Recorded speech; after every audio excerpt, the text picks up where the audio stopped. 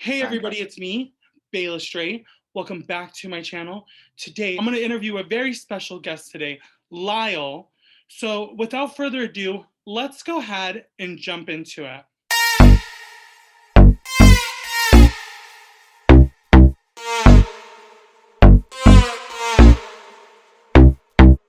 How are you doing tonight? I'm hanging in. I just woke up from a nap, so I'm glad I can make this interview. How are you? I'm doing great. You're looking nice and fresh. Thank you. Thank you very much. Nice and fluffed. You are a drag queen. You're always working. And would you audition for Drag Race? I would. I'm thinking about it this year. Yeah. And I'm always watching your story, seeing what's going on. It seems like you have a roommate who swears that they would audition for Drag Race and get on before you.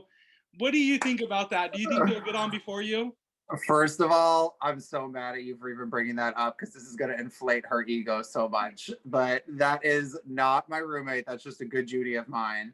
And I don't know if he's serious at this point because he's brought it up so much. But yeah, she wants to be on the race and she has not done drag a day in her life. And she thinks she's just going to go to the Olympics. Well, I believe you're definitely prepared for Drag Race. Your drag is very key point. And what made you start dragging? What really inspires you? I mean, I grew up in theater, and once I was introduced to the world of drag by a good friend of mine, I was working on a cruise ship, and he did drag on the side, but would like break out his drag character every now and then. And that just opened my eyes to like the creativity and the imagination that's all attached to it, and it just combined everything that I loved about doing theater. But it was like theater on crack.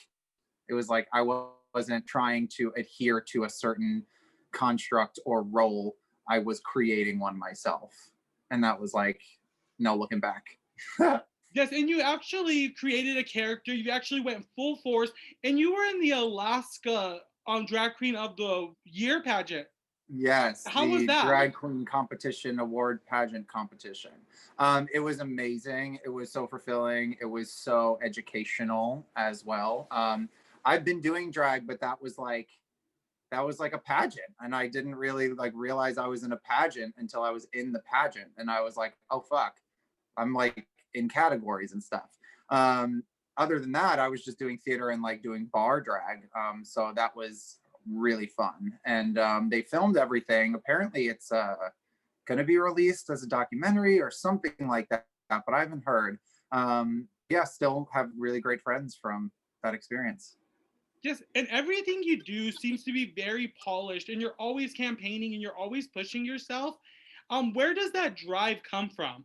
I wish I knew because I'm such a stoner. So like I always see myself as like, lax and chill. But I guess that I am like really proactive. I mean, if we have a platform and people are watching us for our creativity, we can also like change lanes for a second and use that platform to speak about, injustices in the world. And if you're not doing that with a platform, you're scum. Yes, completely agreed. You always do raise awareness, and you tackle toxic masculinity on your YouTube channel with your series Straight to Drag, where you take your straight friends and you put them into drag. Mhm. How is that concept like, and how is it creating that? And are you going to continue to do more of that? Yes, we have. I have a couple of episodes. I'm just waiting to release season two until I can finish filming season two. Of course, COVID put a stop on all of that. But I came up with that because BuzzFeed reached out to me and asked if I had any transformation videos of putting other people in drag because they were interested in having me come on as like a drag queen to, transform whoever. And I didn't. And that was like, I was like, idiot, why don't you just make a video? And it wasn't until I was in the middle of making that video that I was like, I should do this on every straight guy, because the conversations we were having was really illuminating. And like, why would I don't live in that world, so why would I be aware of those, struggles and thoughts? So it was really interesting, and vice versa. Like the heterosexual involved was really intrigued and interested in aspects of the homosexual life. Yeah, and you have YouTube and you have theater, and You express yourself other ways outside of drag, and how do you develop those outlets, or what are some of those outlets? I mean, drag is and makeup and creation has been my largest outlet, but prior to being introduced to the art form, I was just constantly singing. Like I would just sing anything and everything, country to rap. You don't want to see me rap. But yeah, prior to that, it was just singing because it was musical theater affiliated, and that was my major and what I grew up doing. Cute. And you are a performer, and what is your dream stage that you want to be a part of? Any stage is a dream stage. That's so corny and cliche. I want to die. But yeah, I feel like the worst answer would be like Broadway, but like what is Broadway? Like Broadway, this is so gay as well, cliche. Broadway is wherever you make it, but like I have felt the feels that I have felt on like one of the most advanced stages in the world in a bar. So it just like depends on what fantasy you're feeling and like fully living. Yeah, and you mentioned being on a stage is like where you feel most comfortable. And Mhm. recently, a lot of that has changed due to circumstances. And how have you coped with that as a performer?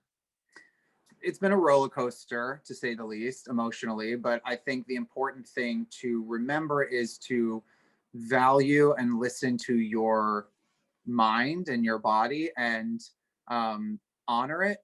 And if you're feeling depressed, be depressed, but don't live there. RuPaul actually says something along the same lines where I think she says, you can look, but don't stare. And I like that really hit home with me. It was like, yes, you can acknowledge that this is happening, but you cannot let it consume you. So that was applied to everything. There was a month where I was super depressed. I'll just use the word depressed. It was absolutely like a stage of depression, but I was like not creative. I just didn't want to do anything. And I honored that. And it was like, a 2 week stint where I didn't create anything. And then that morphed into working out more. And then working out took a back seat because I got creative again. And then it's just like listening to yourself and making it through this crazy, crazy time because it is just so crazy. Yeah, with your drive and with your talent, I have no doubt that you'll push through this time. And when you come out of it, where do you want to take your drag? Like, where do you see it in the future? Everywhere. I mean, the thing that I do best, I think, is I present beauty and glamour, but I'm an idiot. Like I'm a comedy queen. So that's what I gravitate towards. So any place that welcomes that is where you'll find me. Amazing. I had so much fun talking to you today. You look great. Is there anything that we didn't get to talk about that you want to talk about today? Follow me on Instagram and help me get on Drag Race. I mean, Iconic. We'll definitely do that. Well, it's been a pleasure talking to you tonight. I'm sure everybody has had fun getting to know you. Goodbye. nope.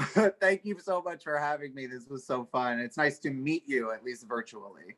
Yes, nice to meet you too. I bid you adieu. Oh my God, everybody.